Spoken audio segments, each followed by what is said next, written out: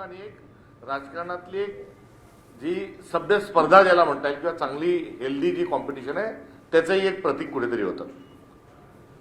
मी आधी आपल्याला सांगितल्यानुसार इंदिरा गांधी यांना देखील गुंगी गुड्या म्हटल्या गेलं.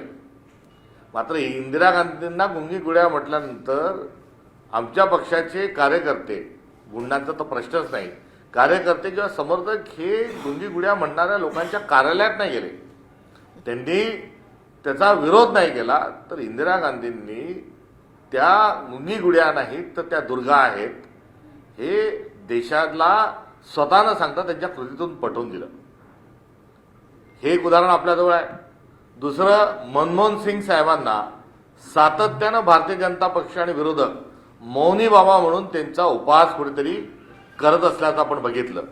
आणि मौनी बाबा या देशाच्या पंतप्रधानांना म्हटल्या गेल्यानंतर मनमोहन सिंग साहेबांनी अशी अर्थव्यवस्था उभी केली, असे एकापेक्षा एक सरस कायदे आणले की त्यांना असरदार अशा स्वरूपाचा उल्लेख हा त्यांचा होतो. आणि आज अर्थशास्त्रीय सगळ्या गोष्टींमध्ये आणि या देशाच्या उभारणीमध्ये मनमोहन सिंग साहेबांना किती त्यांचा प्रभाव आहे की त्यांच्या पंतप्रधानाच्या कारकिर्दीच्या 12 वर्षानंतर देखील आज अर्थशास्त्रीय दृष्टिकोनातून आणि वेगळ्या कायद्यांच्या, मग आधार कार्ड असेल, पॅन कार्ड असेल, इलेक्ट्रॉनिकच्या क्रांतीच्या अनुषंगाने असेल, अर्थशास्त्रीय दृष्टिकोनातून असेल, त्यांचा उल्लेख हा सातत्याने केला जातो.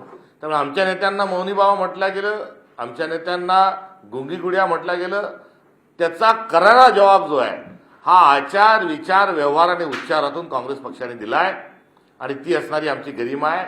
आणि हीच गरिमा आणि हेच आव्हान, हे खुलं आव्हान या आमच्या पक्षाच्या वतीनं करण्यात आलेल्या या ट्विटरच्या अनुषंगानं हा अनुरोध आणि आव्हान आम्ही राष्ट्रवादी शरद पवार काँग्रेस पक्षाला आणि त्यांच्या नेत्यांना या ठिकाणी करत आहोत.